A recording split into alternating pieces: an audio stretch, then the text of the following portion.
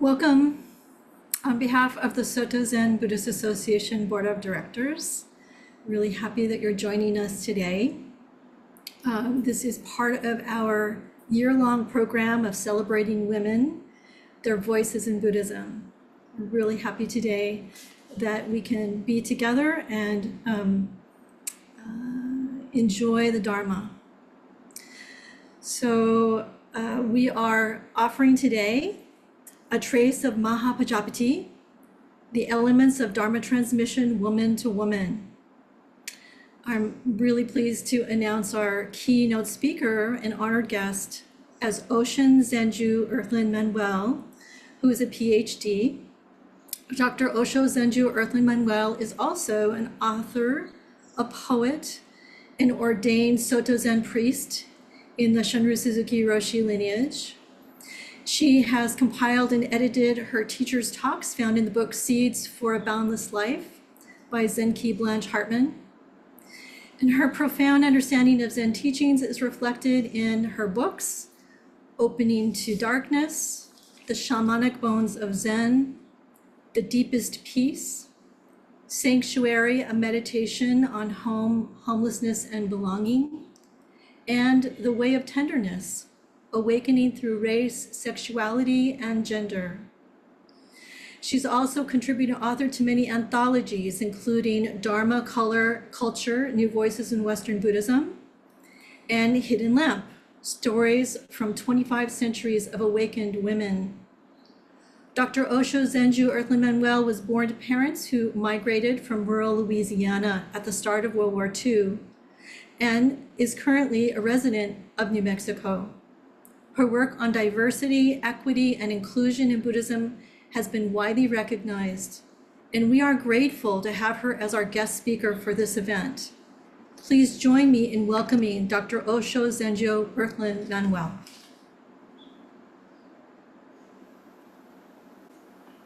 Thank you. Okay, let me change the view. Good. Greetings. Good to see all your wonderful faces. I'm just going to take a moment, if you don't mind. And maybe you can take a moment as well to settle in your seats. It's so good to see everybody on the screen, new and old friends.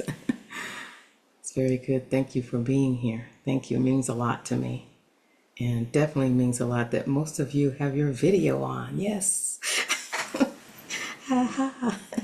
Yay. No, maybe that has something to do with practice. I don't know. But good to see all of you. I want to thank the SZBA, the Soto Zen Buddhist Association. And I'm honored. I know this organization, and it's been many years in the works of trying to bring, Soto Zen and helping priests bring Soto Zen into the world. And so I do have much gratitude for the association and that it exists and the many people that are behind the scenes. So thank you. Thank you, Reverend Inryu, for introducing me. Reverend Inryu was very much a part of helping my recent ordination of 3 people and helping them get their robes done. And so, this working together behind the scenes is happening, whether we report that or not. So I just wanted to just make sure folks know that, and to also thank Ben Connolly, who we've been in conversations quite a few times around, the work of Soto Zen. So thank you, Inryu and Ben Connolly. Thank you, Zena Patton, for doing a lot of work. The emails have been coming for months, and she is really on it, on top of it. And so thank you very much, Zena, for all that you have done in this, and also thanking Keegan, and thank you very much, and Chris Fortin, thank you very much. So just naming folks, and I probably probably missing some people, I'm sure. But just wanted to name some folks that I know that are part of this and who thought of me and invited me. So I thank you for the invitation. I really do. It means a lot to me. It's very significant. So I understand there's been some wonderful talks have gone on in this new series that SZBA is putting on.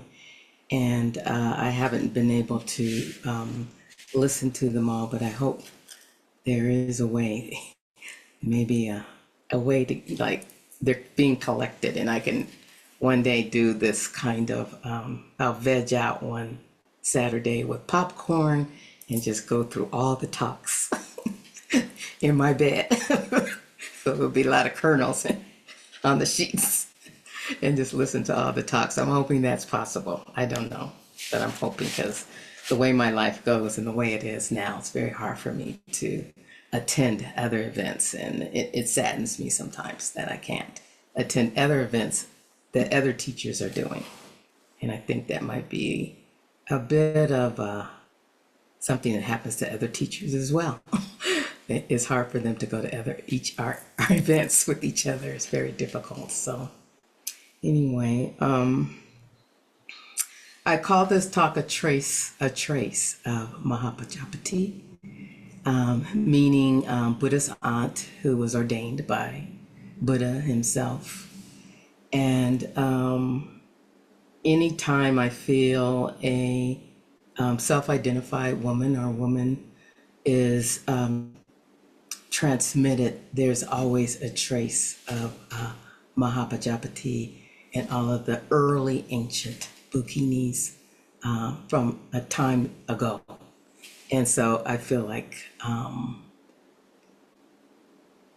it's important to name it, because oftentimes we don't. And I thought about doing this talk in the topic because I had been thinking about Zenkei Blanche Hartman, my teacher, quite a bit lately. And most of that is because of my own recent owning others, which are, her grandchildren in the Dharma. And she also has a whole lot of other children that have received Jukai from me. And so Blanche has quite a lineage of those of African descent in her lineage.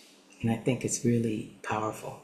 It's something she wanted and something she asked me to do as my work, like directly asked me to do this, to make sure that not only people of African descent, but that I support BIPOC people, Black, Indigenous, and people of color on their path of Zen and in Buddhism in general. So I am fulfilling that role, that charge she gave me. I didn't know how that would be, because I really did not want to be a teacher. I really did not want to be ordained either. But I realized that's what she was telling me. You're going to have to be ordained and you're going to have to go through, the forms that it takes for you to be a caretaker, to be a gatekeeper. You can't just say, I practice Zen and all of a sudden I'm a gatekeeper. So I knew what she was asking of me was going to be a long journey. And it was about 20 years. And maybe say 15, take off the first 7 or 5 years. And I'm really glad she gave me this charge. So today, I want to share some of the elements, or I would say themes, or of the experience of my Dharma transmission with my teacher, Zenkei Blanche Hartman. And as I thought about it, I knew that there was something important about the transmission from woman to woman. And a lot of times we read a lot of ancient stories of transmission, Dharma transmission between men. You hear, and most of those are ancient, so they're not even the modern stories. So, but I thought it might be interesting for us to explore this in a different way. And then, at the same time, knowing that some of the conditions, themes, and elements, one, are not necessarily wedded to race, gender, sexuality, and therefore that it actually is beyond that. But in order for it to happen, I feel that for me, my experience, there had to be some kind of connection in that very relative world of who I am and who the person is I'm walking with.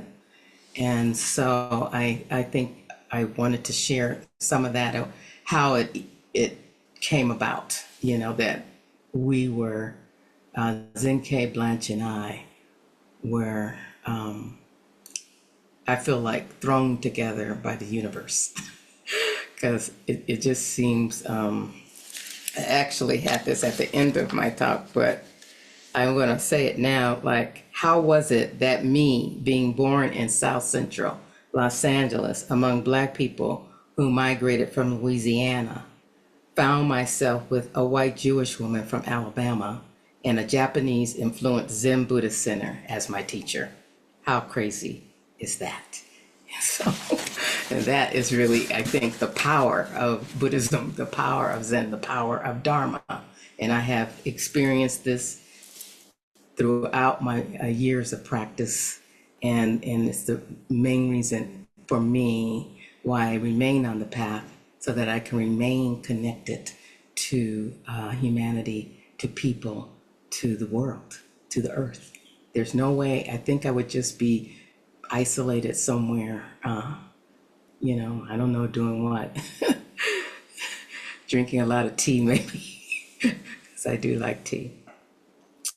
But anyway, just a little bit before I get into, because I'm going to share 6 points or 6 themes, 6 elements, of my relationship with Blanche that I feel is important, was important, and stood out because we were both women. And so before that, though, I want to say a little bit about Dharma Transmission, and that is that it is, a lot of people might view it as graduating to something, to, like you got to the end of the road and you became sanctified by Buddha and by your teacher or something crazy like that. But in essence, and many times I tell my students, you're just kind of just going further out into the unknown. But there are books that talk about what transmission is in a spiritual sense. And one of them that I like very much is The Record of Transmitting the Light, that speaks of Zen Master Keizon's work on Denko Roku. Hope I said that right. If not, somebody else help me out with that one. So they don't teach us Japanese or Chinese, but I try. So anyway, that book, I love the way they speak of transmission, and that is spiritual genealogy. So we all have these genealogies on a relative sense, but Dharma transmission is a spiritual genealogy.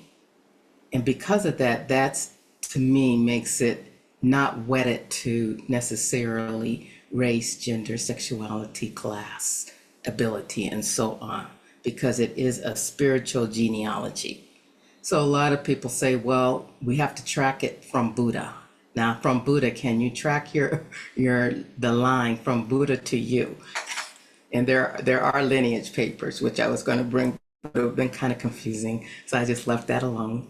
But it's a drawing of all the people, and then suddenly your name's on the bottle, next to your teacher, like what happened between all these centuries, But anyway, to get caught up in that, in the people who are listed there, would be to miss the most important thing, and that is it's a spiritual genealogy, a genealogy of the teachings, and how the teachings were practiced, and how that practice is shared and given and experienced through others.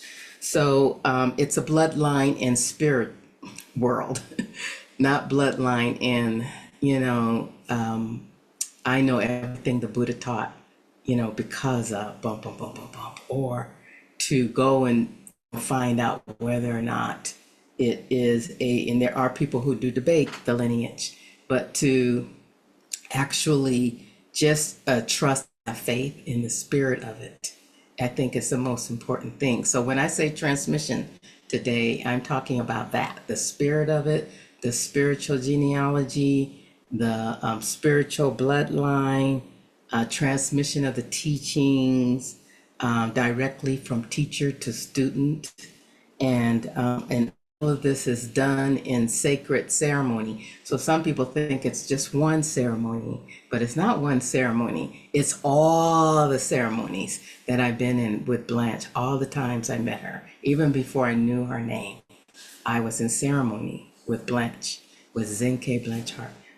And so it's all the ceremonies that culminate into in honoring and recognition that we have been in ceremony for several years. And she has shared the teachings, or mostly she has shared those teachings through her body practice, through not necessarily sitting down and say, Zenju, these are the teachings. No, that's I think we get that idea a little bit from Karate Kid or something. I don't know, that movie where you sit down and sensei and you ask sensei the question. People do have that in their mind. When they come, they get a teacher. They want the teacher to sit down and teach them in the 83,000 teachings of Buddha in a lifetime, and it's not possible. So and Blanche already said, the first thing she said to me is, I'm not going to sit down with you and go through all of the, because I'm scholarly, and go through all the books and the teachings, one by one. She said, especially not with you, because she said, you're a super scholar, and we're not going down that route. So I wonder what route we would go then. Like, whoa, okay. So I proceeded to take many, many classes. But in the end, it wasn't about many classes at Zen Center. They used to have so many classes at the time.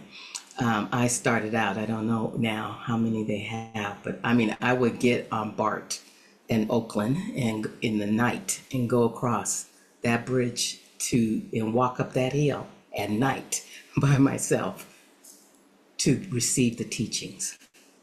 That's how important it was to me. And so,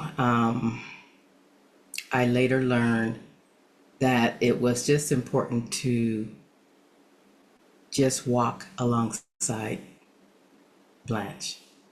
If that were being at her Dharma talks, which were few, that would be it. If it was drinking tea and having cookies with her, that was it.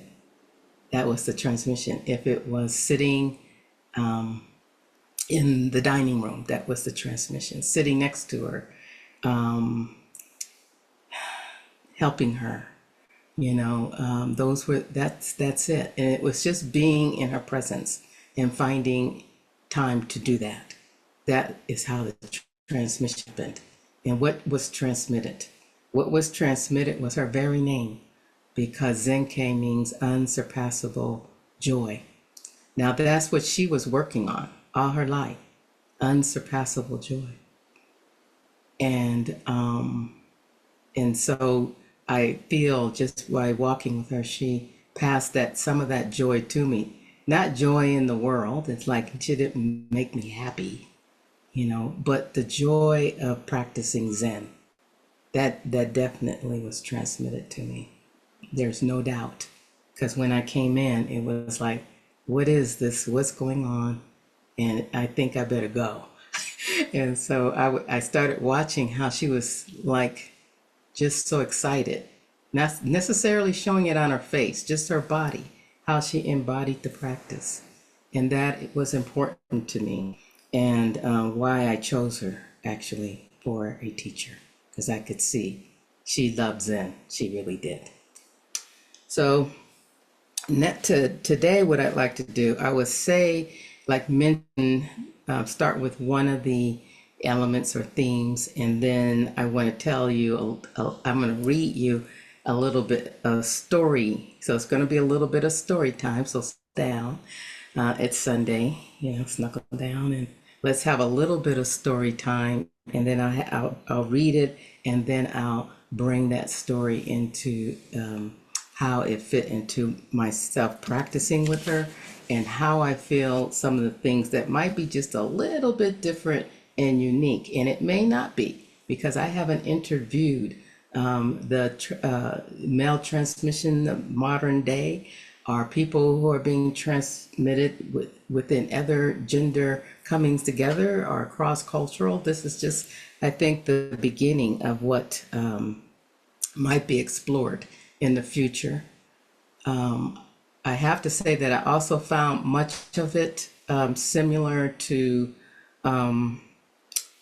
if I were to be transmitted by a person of African descent, as I felt some of the elements were a little bit about what I might look for if that happened, had happened, or was possible.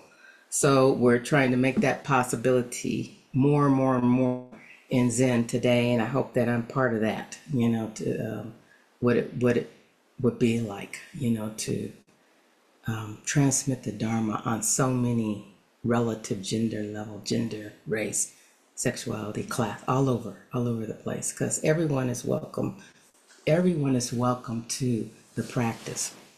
I know there's signs about being welcome to a center, but it's the practice that is you're welcome to. You're welcome to the practice. Everyone is welcome. It's for you if you want it. Yeah. So here's the first one that I wanted to bring. We had an important shared story, and I felt like we were women in the world that probably most people wouldn't, notice or, even pay attention to. Kind of the women who were, people don't talk about. There's so much diversity, right, among women, and even using that term, how wide it's gotten. You can self-identify, as to who you feel you are. And so it was important. I think both of us were born before the women's liberation movement. And I think that's an interesting point for us. And then how the women's liberation movement, being born before it, whether or not that affected us in our coming together. And so because we were born before it, now different years, I'm not her age, and but I'm old enough that it still was before the women's liberation movement was, I think, and I'm talking about the modern one of the 60s and the 70s, because there were many movements before then, right? Definitely the suffrage movement and all those things. So, but the one I'm talking about is of the 60s and the 70s. And we were both part of that. And I think that was important to how we began to even consider liberation because of the movement. She, of the feminist movement, and me, I like to use womenness as a term, which is a term Alice Walker brought to and defined for women of color, so that it included a little bit of who we are, a lot, I would say, of who we are as women of color in our culture, and how we move in the world differently. It wasn't being talked about in the larger feminist movement. So there was the feminist and womenness, and all of it was about liberation. And all of it was about liberation. It wasn't a division, it was an acknowledgement. So Blanche and I were, mature women practitioners on Zen path. Um, I think I was 48. Yes, 48 when I met her. So, but I had already practiced Nichiren for 15 years. So I started practicing in my 30s. So, and then I meet Blanche. So I want to tell you this. So I'm going to read a little excerpt, knuckle down. It's just 2 paragraphs. And, oh, maybe this one's 3. And then I will go to number 2. So number 1 is we had an important shared story. So my ponytail made of locks bounces against my back as I chase Shonbon Zenkei. I'm moving fast as I can because I don't know when I'll see my teacher again before entering a mandatory silence for 7 days. I put a little hop in my step so not to appear as if I were running, but I was sprinting to catch up with this woman who had been in, as she liked to be called, for 40 years. She showed no signs of exhaustion. So this is, she's elderly now. I'm more mature than 48. We're older now. Time has moved. Once I caught up with her, I said, Blanche, I found out later that she wanted to be called Shumbo or Zenkei, but folks in our tradition tend to struggle a bit with the Japanese names. And so she always had this disappointment that no one would call her Zenkei. Everyone called her Blanche. And they called her that lovingly, her birth name, but it wasn't the one she wanted to be called. Blanche, I called out again. I catch up. She still rushes to her destiny with me reaching alongside her. With her stylish short white hair, wearing worn out walking shoes, her favorite faded blue Samway Zen work pantsuit, a brown, very stained Rakasu. These things are really stained, and hers is very stained. And with her glasses and her nitroglycerin hanging on her neck in a pouch, she stops. Her thick gray eyebrows curl into a frown at me. It's the same frown she had when I met her, and which scared me. And I said, oops, I chose a teacher that frowned just like my mother. I was like, uh-oh, Blanche, what is it? She's starting to walk fast again. I want to talk about the book that you want me to compile of your talks. We need to sit down and discuss it. She stopped. She glares. It's a look I've seen on her many times. I've interrupted her mission to pick up her daily mail. She loved to receive mail, especially from the world behind the doors of the center. I'm nervous because of her frown. My stomach hurts. I wait because I know this too shall pass, as my own mother used to say. But it doesn't. Her response to wanting to work on the book is, I'm not dying yet. And I kind of say to myself, that's the point. We need to do it before you die.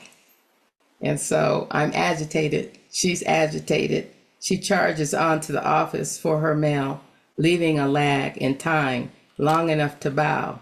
But I don't. I'm feeling her book will never be done. And so I began to, at that point, realize that, I was given this, charge to write. I choose it. I didn't say, I want to write a book for, Zenkei Blanche. That's not how it happened. And the book is called Seeds for a Boundless Life. And Zen Teachings from the Heart. And this book became a foundation to my transmission with her, because as I was writing the book, I was very ill and headed toward death.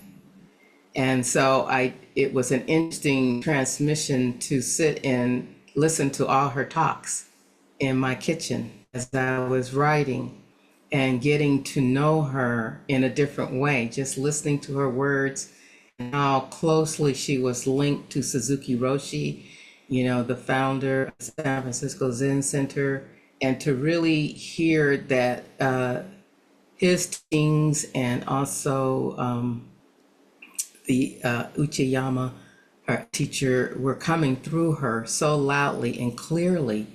And I had never really heard them because, like I said, I had been watching her body movement, her work, her embodied practice. So I began to hear in her teachings what she was picking out of from Suzuki Roshi, the teaching that related to her also related to me. And if I had time through it, this is really a big topic, as I realized I was beginning to write about it. This topic bigger than probably the time we have. But in her Dharma talks, there was a lot about her. A lot of times she would talk about fighting and not fighting. And that was when she was addressing her way of being a feminist, because she was a strong activist. She was so strong that the people that she chose to, be students, because I feel she chose us, not us choosing her, all of us. And I was going to count them. I don't know and name them, but let's see, all of the heirs were people to me. When we were all sitting together at one time, I could see that she chose all the people who were truth sayers, radical, offset, loud, marginalized, people that most people wouldn't say, I think they'll make a good Zen priest. She was picking people who most likely would not be. And that I could hear that and know that that was something of her fight as a woman in the world, that being a unique woman in the world, one that dedicated her life to the practice, even though she had a family. She had children, and it was difficult for her to practice, difficult for the family. And yet she was drawn and called still to the practice. This is in the same way the Buddha did lead his family to practice, to pursue not necessarily awakening, but to see and to understand what birth, life, and death. What is this? And so in a feminist world, looking at birth, life, and death includes how one is partnered, or how one, if they have children, what that looks like, what work does one do in the world as a woman, when some of the work is we're not allowed to do. We weren't allowed to do before the movement. It wasn't okay to talk about not having children or deciding to have a same-sex relationship, or to pursue a religious life as a woman. To say you're going to be a priest. That was not so readily accessible. At the time I met her, it still was difficult. So I'm not talking, 1919. I'm talking about at the time, we're talking the 80s and the 90s. And I think we both had that. Of course, I had other levels, and we'll talk about that later, in terms of race and soul and sexuality. But it was clear to me that our shared stories were that we kind of came into Zen, crossroads of feminism and womanism, crossroads of social justice, and at the crossroad of doing everything radical, even though we're quite completely as radical as maybe things are now, but it was in our minds. So we did maybe plant some seeds, I hope, for all the radicalness that is going now. that we planted those seeds for things to be different. So the next thing is that was really important, I think, with Blanche and I, was the affinity. Affinity was important. And so our shared story, then our affinity was more that she liked that I was not raised in the South, but was raised with Southern ways because my parents were from Louisiana, and all I really used to know were people from Louisiana. One, because we spoke Creole, and Creole is my first language, and English is my second language. And because it's the Creole still in there, I struggle with English quite a bit. And I'm always frightened about doing Dharma talks because I can't quite get my tongue around some of the English words still.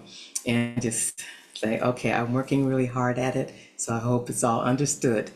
But I really had to figure out how to be in a world in which a lot went on in the South, right? Okay, that's where slavery was.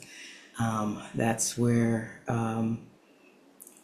other things were, Civil War and it's in the Confederacy and on and on. So we're not going to go into that. But Blanche was so excited, and she said, yeah, you and me, we're from the South. I like that. And I would go, because she was from one kind of South and I was from another.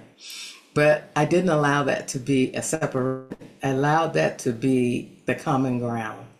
I allowed that to be the affinity, so that we did something together in the practice of Zen that was very unique.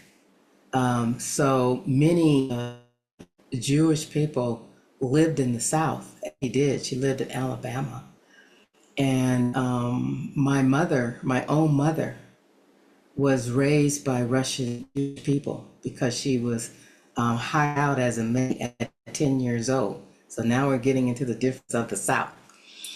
And so my mom always talk about the Jewish heritage. And so it's kind of interesting that this is kind of the first, probably long ago, the seed of planting my connection with Jewish people.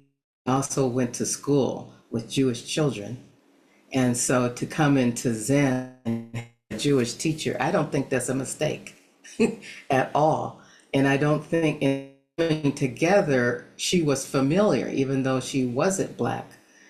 She was familiar, one, as a woman, but also familiar as a Jewish woman, a woman that struggled in the world and struggled in life and understood oppression in a different way than I did, not the same experience, oppression expressed differently, brought us close together. I think when she said we're both from the South, I understood what she meant in one way. We had Southern ways, and we did.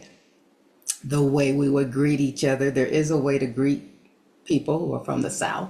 The way you treat people is, even if a disdain or dislike for the Southern way does not attend to it. It's just like the person, it's not there, and you move on. So a little bit Zen, isn't it? Just acknowledge it as that is what it is. And so I learned that from my father, who I hung out a lot with, and he would tip his hat to, white people. He learned that in being in the South, that you do that to acknowledge a life, that every life. Now, don't have a discussion. That's why I say don't talk about politics or religion. That's where that came from. Because that ends the hospitality, right? It's all over, if you go down. And so when Blanche started to actually talk a lot about being from the South, and I knew it was important for her, and it was important for me to hear. And it was a unique affinity, I think, an anomaly. And I don't think, maybe it's not an anomaly. Maybe there's others who, have experienced this as well. Affinity by region and location, by place in the world, in that place, in that culture, affecting how one practices Zen and what we might have been looking at together within. And I think that I don't know for sure which we were doing there. So I'm calling on the spirit of Blanche. Come with me and sit here with me. And I feel that one of the things of the South too is this way of friendship being important. First, friendship first, not Zen first. So we became friends first. That's the affinity. We were friends. And as a teacher, sometimes I noticed she would wait for students to get in trouble on their own, and then they would come, and including myself when I say that. But in those practice discussions, we weren't talking, the paramita. We were making friendship. We were becoming friends. It was like going to her office, even though there were bows to be made. It was her office, her dokusan room. There were bows to be made, incense to be offered, but in that was a friendship we had, and to talk about and discuss and laugh and cry and all in the context of the practice, all in the context of dokusan, which is when you go to the teacher and you get a practice discussion. So all in that context, it wasn't outside of Zen to be friends, to sit and talk about. We have even been known to take naps together, several. That's how close, and I love that we had, and that my teacher was my friend who had an affinity to Zen. And she taught me in that, because we were friends and we were in this, let's say we're in a gang called Zen, we had to protect together. We protected the practice. We protected, everything. Now, we knew a lot of stuff was going on with people, but we had this way as friends, this gang of Zenness, to protect it, because that was our as friends. And we both had that, and been a little bit of Southernness in that too, because Southern people, you cannot talk about not the South. You don't care who you're talking about. There's a protection around it, around Louisiana, around this, around that, around this way and that way. And so maybe the way we protected Zen in our friendship was quite important to who we were. So I want to read another little excerpt. Is that okay for you? Is this going okay? All right. My mother and my teacher were Southern women. Although I was born in Los Angeles, California, I felt as a Southern woman being raised in the Louisiana Southern style. Its customs and traditions steeped in Creole cuisine, folk songs, storytelling, and language. Oftentimes, Shumbo Zenkei would say, "We're alike because we know all about being from the South." It was true to an extent. We embodied a Southern consciousness, but they were different ones between us. There is a difference in being Southern and part of the history that dominates and centers whiteness, and being Southern and part of the history in which you are left in the traces of slavery. And the freedom to love can be lost in further dehumanization. I feel the spirit of my mother standing behind me as I tried to get my teacher's attention In front of me, Shunbo Zenkei was so happy about our southern connection, I couldn't burst her illusion. Was it my freedom from a consciousness of slavery, from proving myself to be a human being, that allowed space for me to simply just express my love by not bursting her illusion? Some would say, you must get her straight. But I knew it as a distraction from my own inner world of peace, love, and wellness. My inner world was where I wanted to be, and I remained as my teacher remained in hers. Would this mean she would not learn of racism? Perhaps, but I wasn't willing for her to unlearn racism at the expense of our well-being. That was one of the things I wrote about, thinking about how I walked the line of racism with Blanche, who I think she was born in 1926. Maybe somebody could Google that while we're on for me, and then we can put that in the chat, but I'm not sure. But, you know, and I'm born in 1950. Okay, so let's have that clear. I am an old woman, so now I'm almost as old as she was when I met her, you know, so that I find that so powerful. But anyway, I think that affinity I was writing about also, even though there was a difference in that affinity, I think that that's what the practice also allows, to have differences even within the affinity. You know, and I think sometimes we think if we get this group and that group's like that group's like me, when you get in that group, there's going to be the differences. And some differences are affected by the things that are imposed upon us in society. And that is oppression, any kind of dominance, right? Sexism, any kind of ism is going to come into that affinity. And so the practice with Blanche and I, especially with myself, I would see it, and, you know, because someone asked me, you know, was Blanche, you know, a racist, like,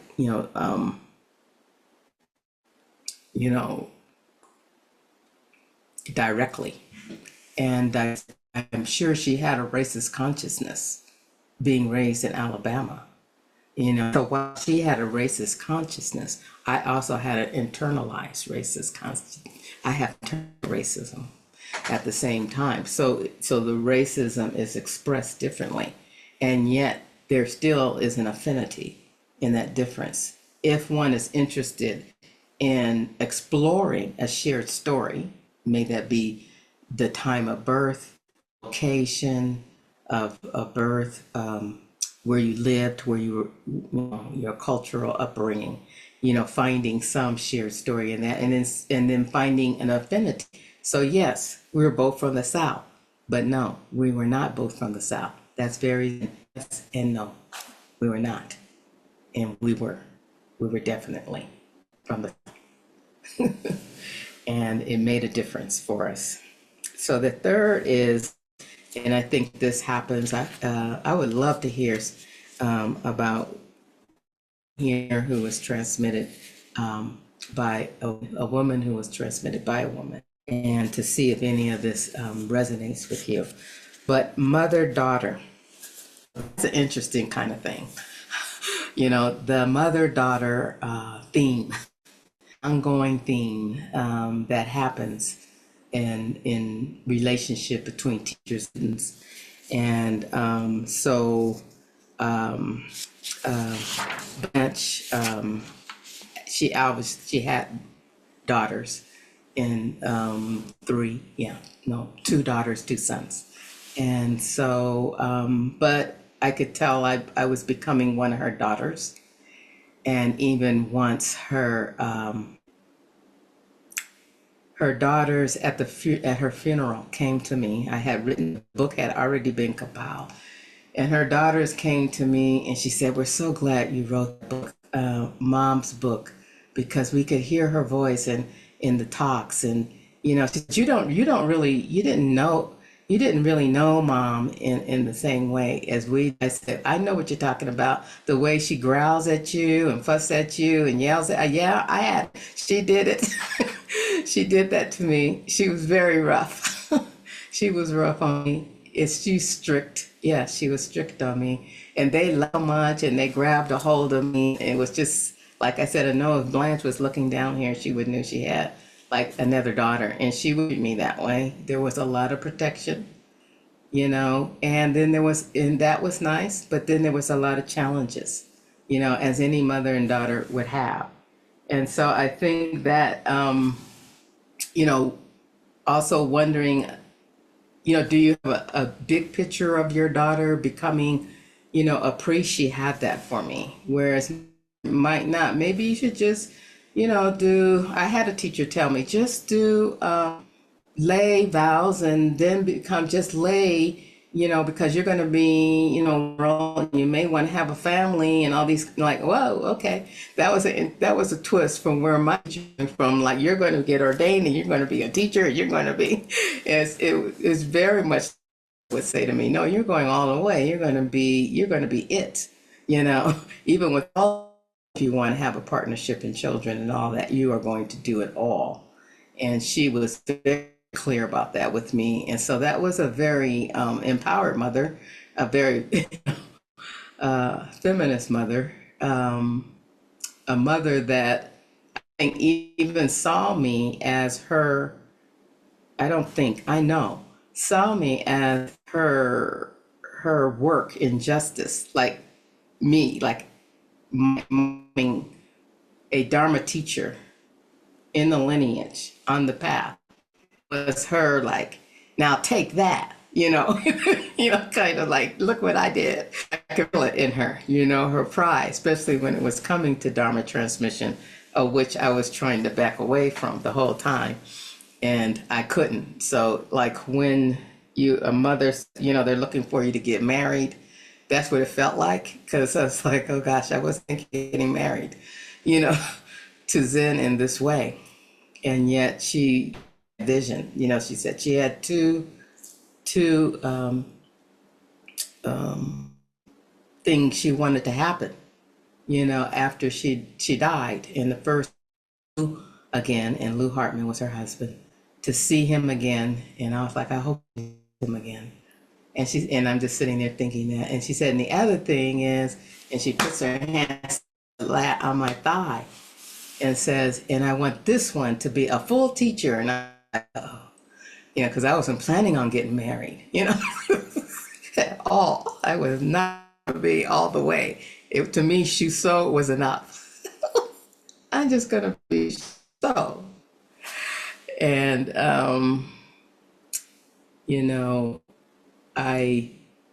I really tried to just embrace it, and I did it, as everyone knows. I did go into Dharma Transmission.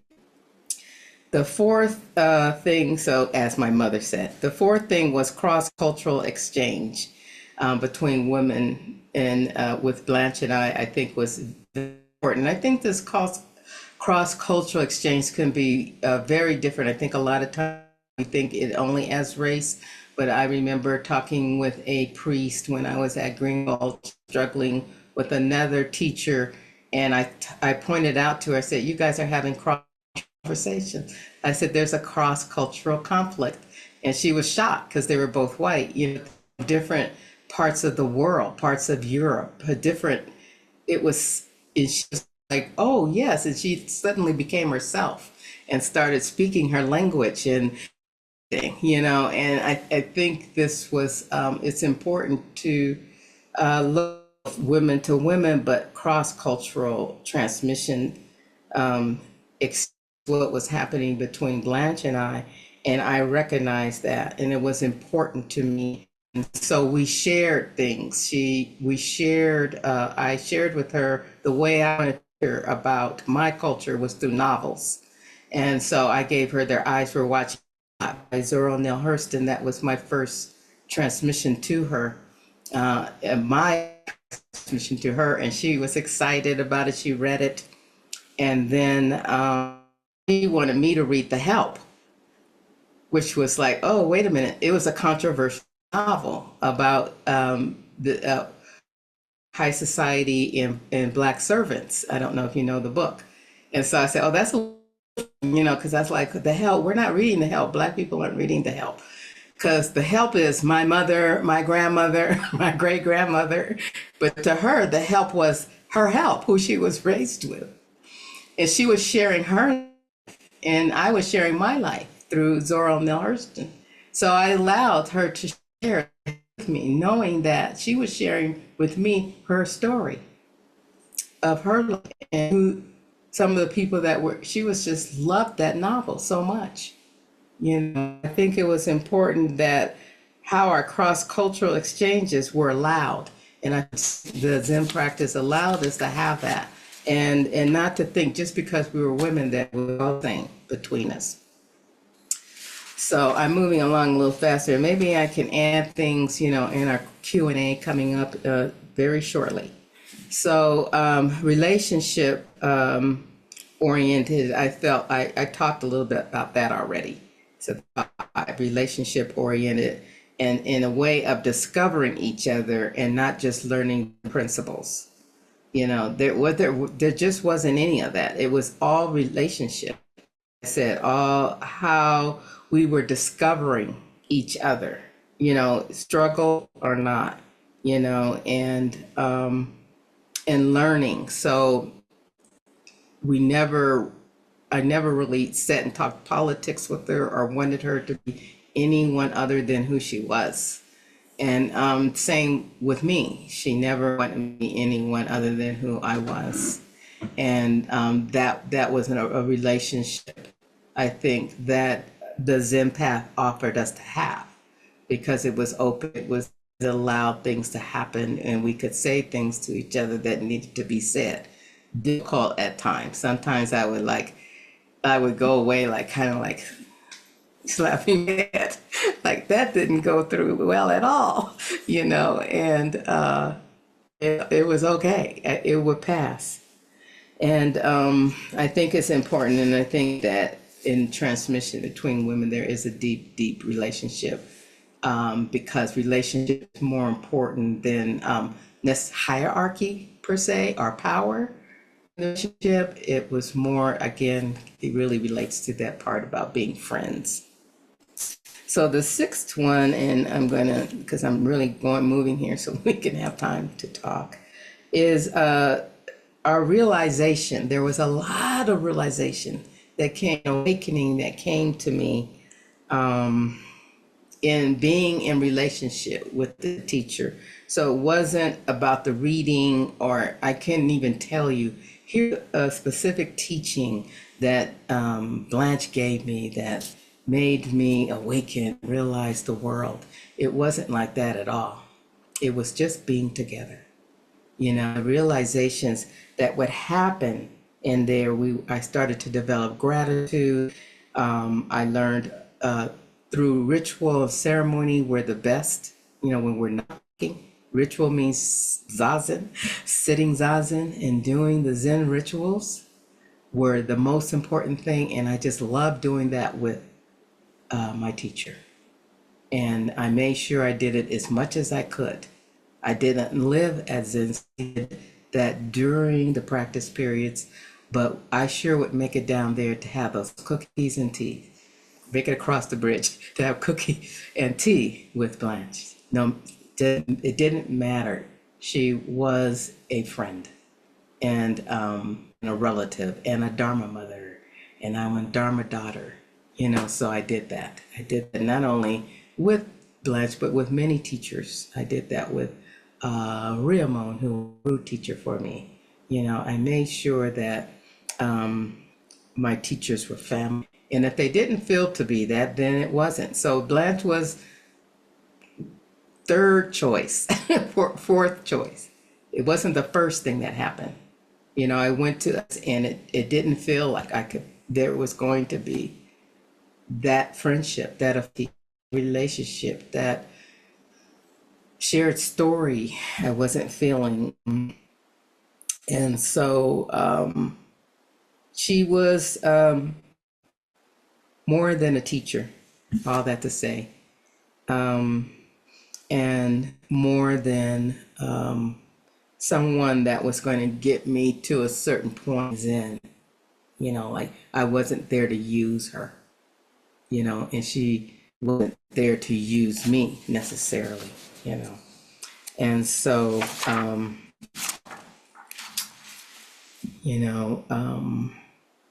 her book did get done, said, and the realizations within, I think, between women, I think was based on because we were of the same gender, because we were of the South, because we were steeped in the practice of Buddhism. Like I said, I came to her long after I had already had Buddhism. So a lot of times you come together with a teacher and it's time in Buddhism. So that's a different experience. So she had been steeped in the practice. And by the time I met her, I was also steeped in the practice. I think that made for a wonderful relationship and transmission. And she is in my bloodline and in my blood. In everything that I do, she is right there. So I'm going to stop here and let's see if it comes up in our questions and discussion. Thank you, Zenju Osho. So far, I want to thank the participants who went out and did some research and found and confirmed Zenju Osho's, I believe it was when she, Reverend Hartman, when she died in 1926. So it seems that, Born. When she was born. Oh, I'm so sorry. I'm sorry. When she was born. Yeah, that makes more sense. Yeah, when she was born in 1926. And I had a few people who went out, and thank you again for doing that and to confirm that. And this is a good time for we're opening up the Q&A. How this works is that you submit your Q&A through the chat. Because of the size, right now, the last I checked, I think we were at 119 participants. And because of the size, and we're so very sorry about this, we're going to open up the chat. If you can submit your Q&A there, I will read it off to Zenju Osho for her response.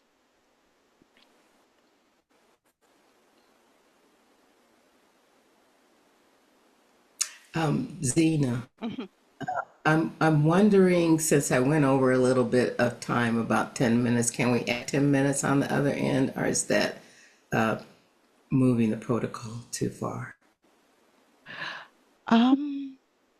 We'll see how it goes. Yeah, let's see how it goes. Thank you for bringing that up, for raising that. Yes.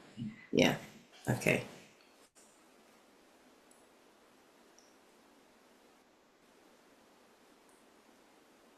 Okay. Yeah, they're coming through. Okay. So how do we best participate in a Sangha that may not want to share our deepest stories? That may not want to share our deep stories? Our deepest stories. Our stories. Okay. Yes.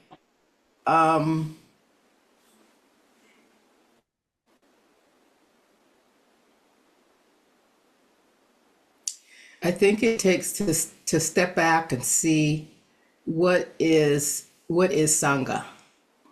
So Sangha, even though we're on a spiritual path and it's very personal and it includes our lives, the Sangha is holding our lives and the trust that is holding it in just here, right? Without even telling the whole story. I haven't told my whole story.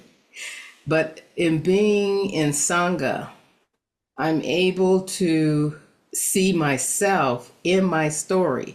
So kind of not always having to express it, but being able to see myself in my story and use that as a way of teaching and allowing Sangha and Sangha members to be mirrors for me, to see myself. So if you want to share your stories, now there's a wonderful way we do share the story in the practice of Zen. And we just did it in our Sangha, and it's called the Way Seeking Mind Talk. And in the Way Seeking Mind Talk, one talks about how their lives and their stories, their suffering, and how they came to the path and brought this suffering and that suffering and that suffering, and how that that is a way of telling stories. So I don't know what sangha you're in, but suggest seeking mind talk or times that are set out for one to express. You can suggest that. You can be creative. We're not always at the mercy. Sometimes we feel like we're victim to our, so we can create, we can suggest. Could there be a time where we just sit and share, without feedback, maybe just share. And that could be, people can see themselves in your story because your story should be heard. And so that we can see it, not to be heard just to satisfy you, but for you to say, so that we can see ourselves in your story, because we will. Is no doubt about it, because we're all human. So, I'm not sure if you're in Zen, but that suggestion to do the way seeking mind talk, and then to see yourself in a different way, even see your story. I've done 6 way seeking mind talks, and each one completely different. I go, wow, every time I do one. And if I probably had a chance to do 100 of them, it would probably be 100 different stories. But each time, I'm sure people see themselves. And when we hear the story, we see ourselves. That's just a suggestion to kind of shift maybe a feeling for, just for a moment, and try it and see if, it's helpful for you. Thank you, Zenju Osho. The next question and comment, thank you for the talk. There are those who say it shouldn't matter whether the teacher is in a male body or female body. I myself, as a woman, took Jukai with a woman teacher and experienced much of what you talked about. Do you think it would have been different had your teacher been male? Okay, thank you. Yeah. So I'm sure a bit different. I'm going to change this because I'm talking to myself. I'm sure it would have been different. And that these are spiritual genealogy, bloodlines. Really, in one hand, absolutely doesn't matter. And the absolute truth, it doesn't matter how embodied. But in the relative truth, in order to come to the practice, for me, I'll say for myself, was to have a friendship, shared stories, cross-cultural communication, and these are important to me. And so for me to get to the absolute place, I don't want to stop at the absolute place. You have to come through the fire, before there's ashes. Fire, then there's ashes. There's never ashes and then fire. Maybe in that case, it was still fire in those ashes if there's a combustion. So I would say that it's not to, I almost hesitated to do the talk because it's not something, I even tell my students, like, just because they have that looks like them, a Black teacher, doesn't mean it's going to be all, rainbows and roses.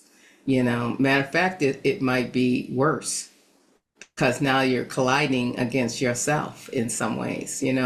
I'm telling you, Blanche collided in a lot of ways, especially when some of her old ideas of how a woman would come up, because it did come up.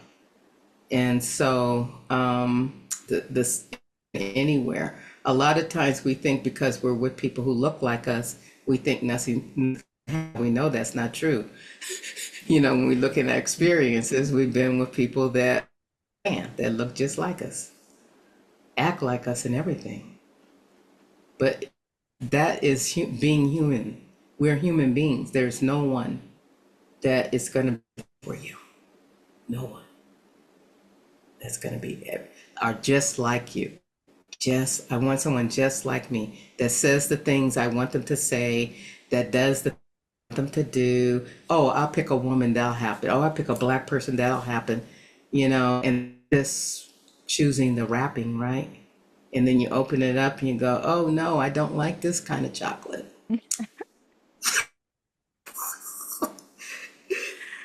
Yeah. There's something in there I don't like. So, Oh, Zenju Osho, that is a gem. Thank you very much. yeah.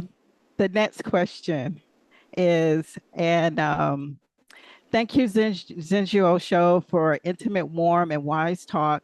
I hope that you turn this into an article.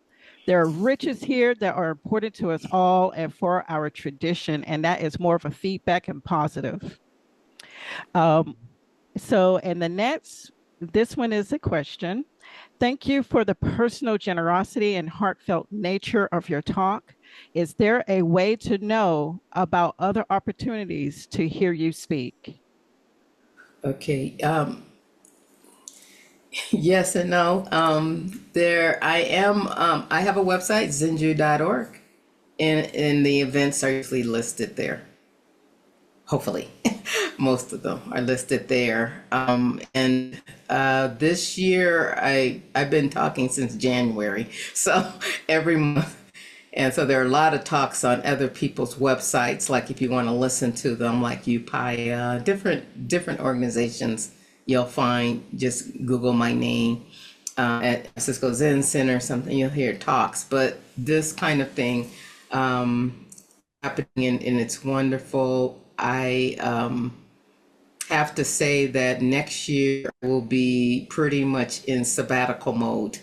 So the next things that are happening are pretty much toward the end of my work for a little while. And so I will be at Tara Mandala next in August, and then at Zen Mountain Monastery, 2 retreats by BIPOC, and then a general for the general group, non-BIPOC. And then I will be at Green Gulch starting at their practice period, and I will be leading a sesshin in November, 5-day sesshin.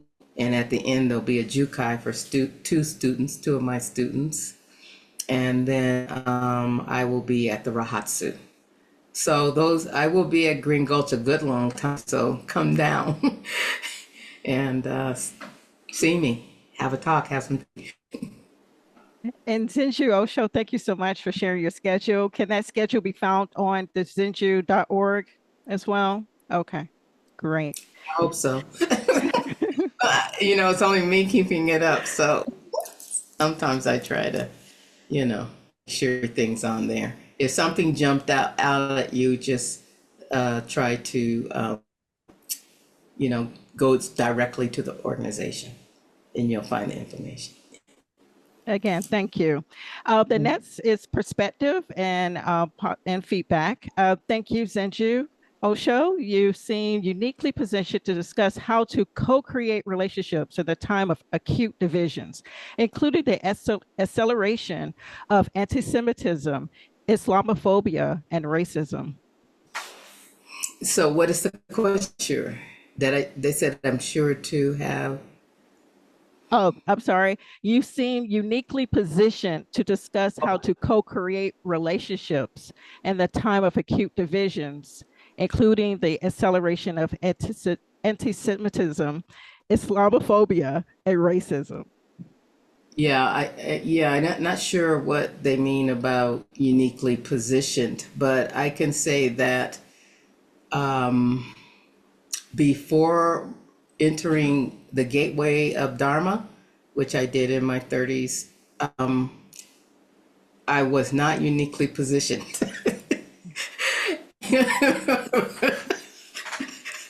And I was completely unskillful. Completely. You might not have want to know me at that time. I was like, tell the truth and tell people things in the wrong time. Timing was not there. Whether it was necessary, I didn't care. those kinds of things. I did not know these things. And then I was a little bit afraid of Buddhism because I thought it might make me a bit docile compared to how fiery I was and still am. I learned to understand it wasn't a practice of making me docile, but a practice of breath, stillness, and silence so that I could really hear the truth. That what was coming out of my mouth was the truth. It was just my opinion and what I felt. But to really stop and see what really is on, and that's been a saving grace for me in the world, being in the world. Thank you. And the next a question. How is the student teaching the teacher?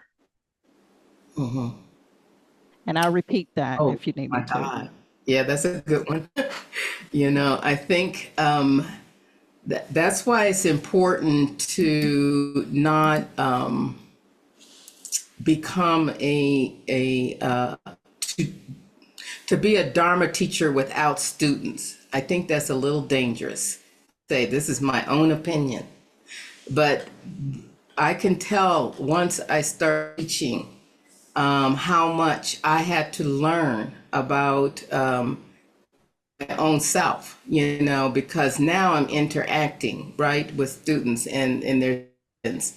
And so when one becomes a teacher, meaning you're sharing your experiences, you're sharing what you learn. I don't see myself as a teacher that's not a student. I am a student and I am a teacher. I am it all. Never not be a student. And so when I'm with students only see me only as a teacher, then you kind of lose being human. Like suddenly you're not human anymore. You don't have any feeling. You're a person that's supposed to, be full of wisdom, but yet you're a person. That's why the elements of the relationship, of affinity and friendship and really walking the practice, not doing friendship like we do in the world, but friendship, like I said, I'm still my fiery self, but I'm a fiery person in Zen. So it's different. It shows up differently. And so I'm okay with being a fiery person in Zen, to being a wrathful mother. I am okay being being like the wrathful deities.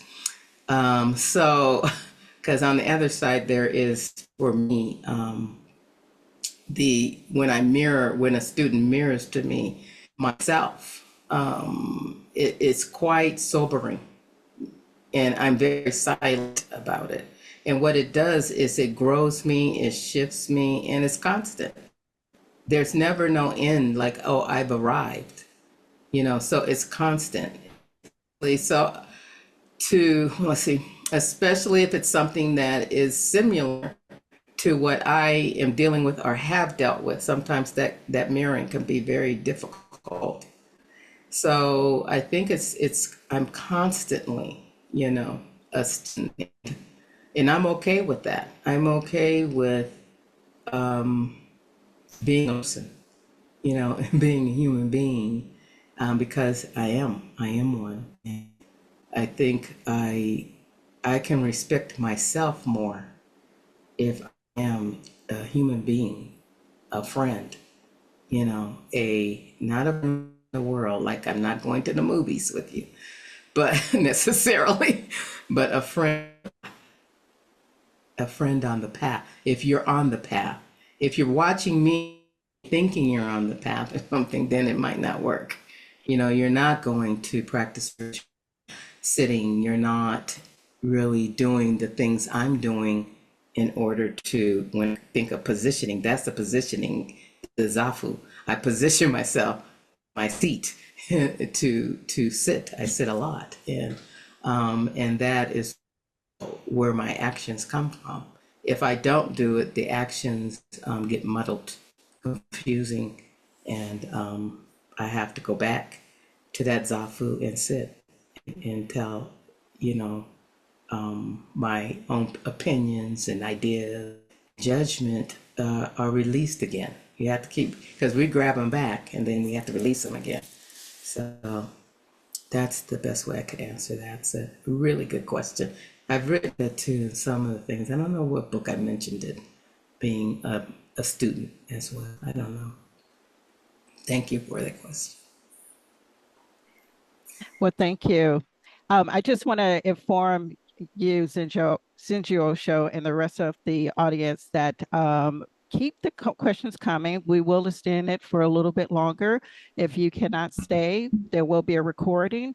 And because we do want to get as many questions to Zenju Osho for her to answer. And the next question is, thank you so much for sharing your amazing journey. I heard you say that you practice with Soka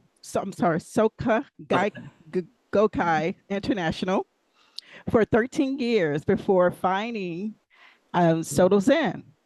I have a similar experience. I'm curious to learn what led you to explore Zen after so many years of practicing Nichiren Daishonen's Buddhism. Mm-hmm. All of my gateways, all of them, including Nichiren Buddhism, have to do with not me choosing them, because I didn't choose Buddhism either. I always tell people I didn't have any interest in Buddhism or Buddha, and I can tell you now I still don't in that way where I'm searching for it. I am not. I'm interested in how to navigate life with the amount of in my life and the amount of suffering in the world. And that what has led me through all of these gateways.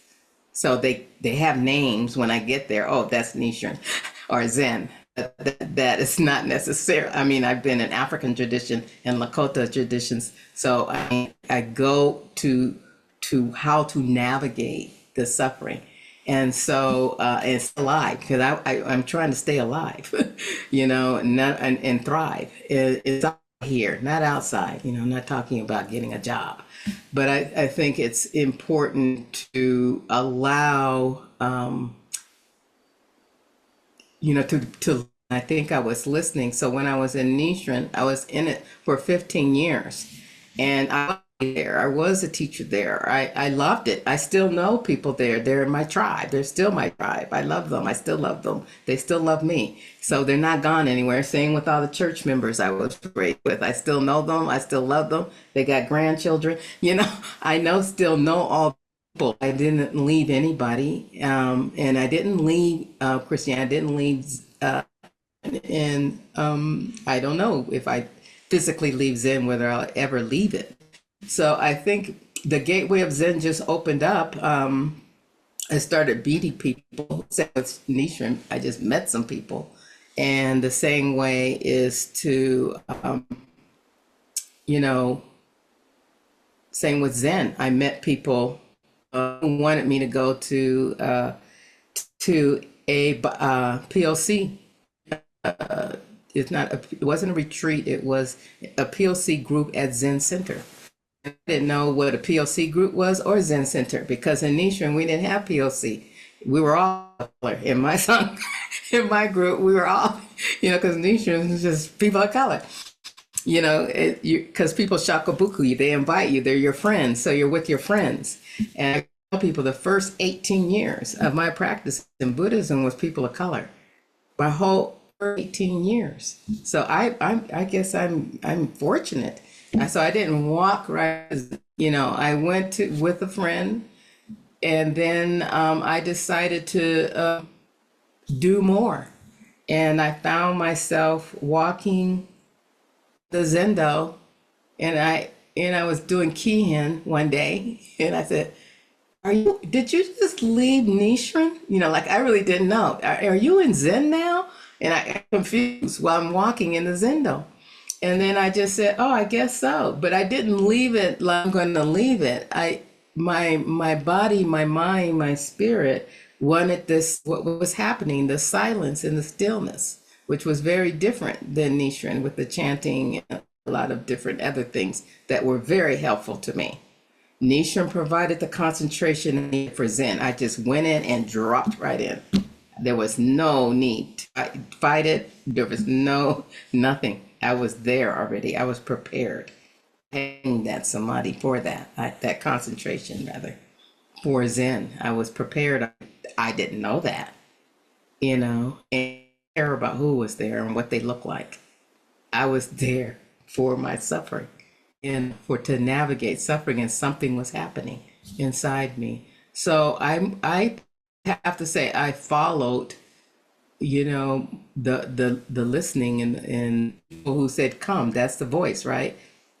The friend who went with me was not in Buddhism but a minute. She was gone. She never stayed, and here I am all Dharma Transmission. Sometimes I want to call her, go, could we talk about what happened? What happened? And here I am. And so her voice, if you want to say God, voice of God, the voice of awakening and enlightenment. She showed me, something. And it was a gateway. That's all. She walked me in the gateway and pushed me in. And that was it. That was her role. I didn't know she was doing that. I'm just hanging out. I'm hanging out with my friend on Thursday night. Cisco, yay. That was it. And it was more than that. It was way more than that. So, yeah, it's, I think called, yeah, in some way. People said calling is kind of, don't know what that means, but it's the only word I have, is that every gateway I have been in is a calling.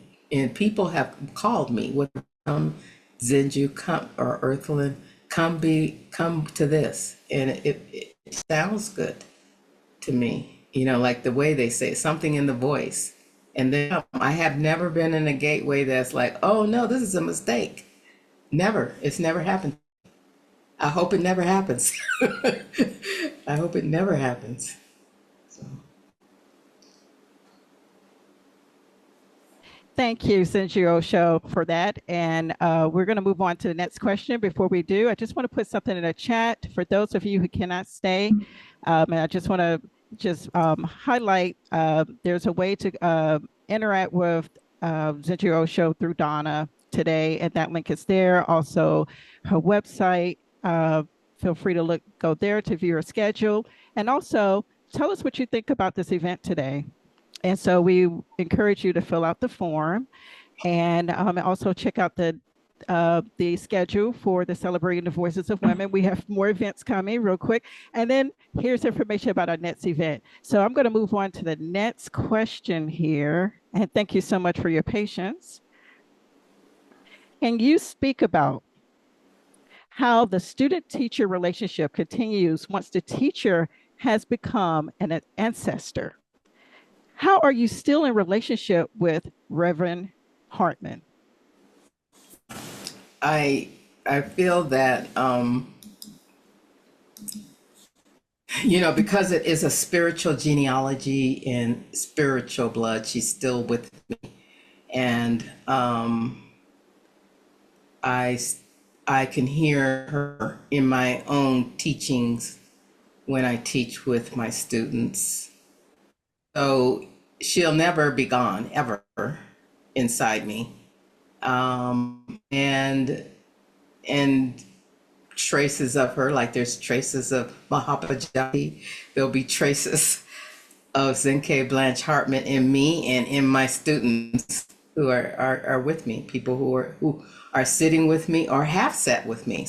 Many people have sat and have gone on. So it's still there, and they hear me talk about Blanche, like I'm sure people heard about Mahapajapati many times. Mahapajapati. I have to say it very slowly because I keep messing it up. Sorry. I understand I'm messing it. Don't worry. With Zenju Osho, if you were messing it up, I was terrified to pronounce it. So very comforting. Now, we're going to wrap it up with the next two questions. Okay. And the next one is, I was very moved by your story about reading the book, The Help. To see your teacher's experience as a white to see your teacher's experience as a white Jewish woman who may have grown up with help. Do you did you both discuss this with each other directly? She explained to me, this is something she shared on her own, that it reminded of her when the book reminded of her of when she was a little girl. And then she talked about her servant. And so while I was, sitting there, not knowing, as I said, that she's talking about my lineage of Black women in my family, but herself being excited to share with me who she was and what she saw. And I could, my very, the side of me, I would say that as I am very political and, believe in social justice, since the side of me say, yeah, but, and at the same time, I let her tell me her story about being, with her man. This is a story many white people tell to Black people, especially Black women, an experience of that many Black women have experienced, where they tell of their maids and people who raised them. And I just, as I said in the talk, allowed that to be, because it never has been, it is not the place, the Zen path is not the place for me to do the work that I would do if I were outside of the center or are not on the path. For me, in my practice, because I already did that. I already did a lot of truth saying, and I still do. I did a lot of explaining to people, helping them to understand different things. And this practice is for me. I'm very selfish about it. And if it's for me and I can understand, I hope that people around me maybe will get a trace of it, of my own awareness and awakening in some other way, rather than me directly working with an 80-year-old woman from Alabama. I'm not going there. I'm going to be and take that story in, keep my love for her, and see what in me is going, Now take a look at that. Take a look at that, Zenju, and see. And then it may end up in a book, and I'll have a conversation about it. Maybe that's partly why I write. But I think while I'm on the path and while I'm in ritual, while I'm there to heal, I don't do that work. I don't do the digging. I don't bring out my shovel and start digging. I'm not there to dig. I'm there to sit. And I hear things, I see things, and that is not what I'm there for. I ask myself every time, do you need to speak to this? Now, different things have happened to me on the path and in the Zen Center, but I have not stopped to spend the time to do that. I would rather stop and spend the time to reflect on it for myself, and that's why I do the writing that I do, to at least give back what the distillation is, what I've gone through, because I distill it into fine wine or whatever. I won't say wine because that has been, a problem for me, but to distill it into something that could be taught, something that could awaken not only her, but me. It has to be mutual, because if the work is just out there, that's not mutual for me. It's not the work I want to do in this lifetime. That's me personally. I'm not saying that people who do that's not right. That's not what I'm saying, because that may be what they're here for, and that's not, I'm very clear that I came into the practice. Now, her and I were not, in that relationship that we had on the spiritual path and the spiritual lineage, it may be different, but I don't think so. I really don't. And I think she could tell me that story because I gave her Zora Neale Hurston. Their eyes were watching God. So, what did that come out in her mind? What was she thinking about that story? To me, that was me sharing my story. There was something in that story that's about me. That's why I shared it. So she was sharing me hers. And that was all. We laid those stories on the altar between us. And I held them as sacred. And that's it. It's not my work to turn it into any kind of work between us, diversity. But that's not what I came there for. For anyone, I don't get work. My work is not. I'm not here for that. I've been other places for that, and I've done it, but not now. No, that's not what I'm here for. Zenju Osho, thank you so much. We're going to wrap this up with a positive comment, and then we're going to hand it over to Reverend Inryu, who has been very patient. She's going to give the closing remarks today. Thank you so much, Reverend Inryu. And here is the positive comment. Thank you so very much for explaining transmission in a way that I can take into my life. So thank you. Thank you. And now I'm handing it over to Reverend Inryu. Thank you so much. Thank you. What a rich hour and a half. Wow. As you spoke about Zenkei Blanche, my heart too, is my Buddhist Zen sewing teacher. And since I continue to work with people sewing Buddhist robe, I see her photograph every day at our altar in our zendo, and she continues to live in my heart too. And I know what you mean about her presence. She's just so profound. And watching her and seeing her move in the world really was so important for so many of us. And would love to just hear you talk story a whole lot more, but our time is what it is, and we need to close today. So I want to thank you for this trace of Mahapajapati. And the themes that you've offered of Dharma transmission, and particularly the 6 elements that you pointed out, that you so wonderfully elucidated for us between you and your teacher.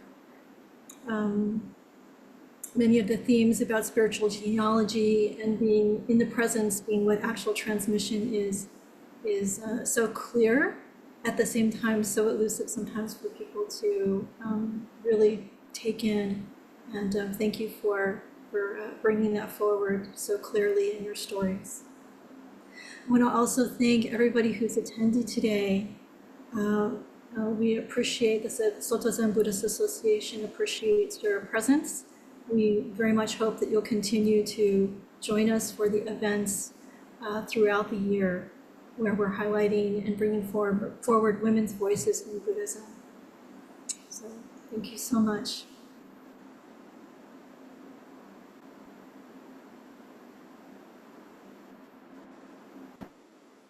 That concludes our event today. I will copy and paste that information in the chat once more. And I will also follow up in the follow-up email with the recording. I'll also provide the feedback survey and information for Zenju Osho's website and her Dana as well, where to do that. And more information about celebrating the voices of women. Thank you so much, everyone, for attending. And thank you for your patience. Have a good day. Bye.